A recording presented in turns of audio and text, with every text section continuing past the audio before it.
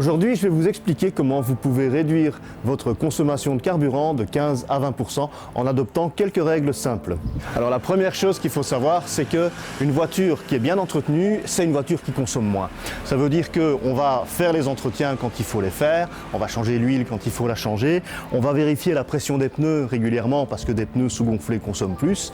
Et puis aussi, on va essayer d'éviter tout ce qui dépasse. C'est-à-dire que bon, les barres de toit qui sont là, ça va. Par contre, si j'ai des barres transversales, ça fait consommer davantage. Si j'ai un porte-vélo, ça fait consommer davantage, etc. Mais dans des proportions considérables. La deuxième chose, ça peut paraître évident, c'est éviter d'avoir des poids vides, inutiles.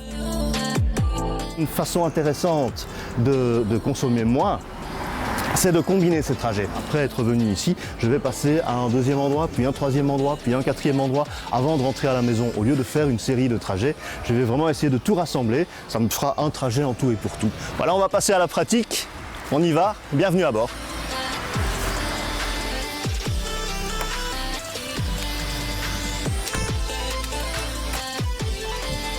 J'ai fait un trajet test en roulant sans faire attention, en roulant, disons, comme d'habitude, à la vitesse maximum autorisée, sans faire spécialement attention à ma consommation. Et j'arrive sur un trajet de 122 km, j'arrive à une consommation de un tout petit peu moins de 6 litres. On va voir maintenant, en appliquant les bons principes, entre guillemets, à quoi on peut arriver sur une distance qui sera un petit peu moins élevée. Rendez-vous tout à l'heure pour voir le résultat.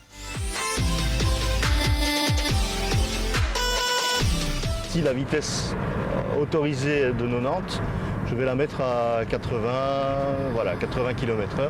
Je roule un tout petit peu moins vite, ça veut dire que ça me mettra quelques minutes en plus pour arriver à destination.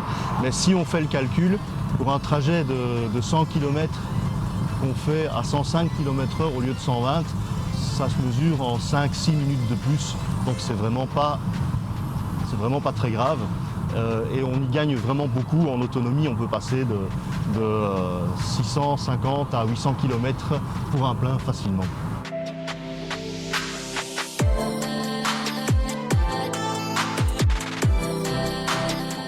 Ici au feu, quand ça va passer au vert, je vais accélérer franchement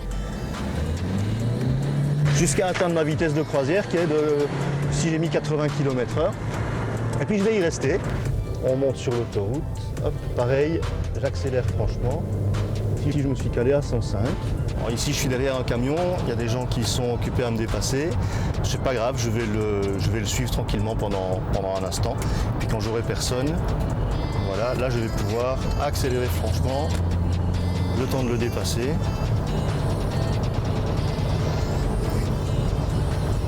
Et puis, je me rabats tranquillement et je reprends ma vitesse de croisière. CQFD, tout à l'heure on en était à 5, un peu moins de 6 litres, 5,9.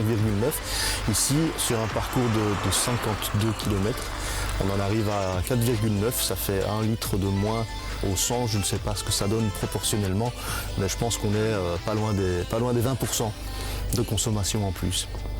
Voilà, on a vu un petit peu tout ce qu'on pouvait faire pour réduire sa consommation en conduisant. Maintenant, le meilleur kilomètre, évidemment, c'est celui qu'on ne parcourt pas. Donc une partie importante de la conduite écologique, c'est se dire qu'est-ce que je peux faire pour remplacer ma voiture. Il faut savoir qu'en combinant tout ça, sur l'année, en incluant aussi les frais de parking que je ne paye plus et éventuellement les frais d'amende que je ne paye plus quand j'oublie de payer mon parking, j'arrive quand même à une économie de environ 1 000 € sur l'année. De quoi faire quand même quelque chose d'intéressant avec.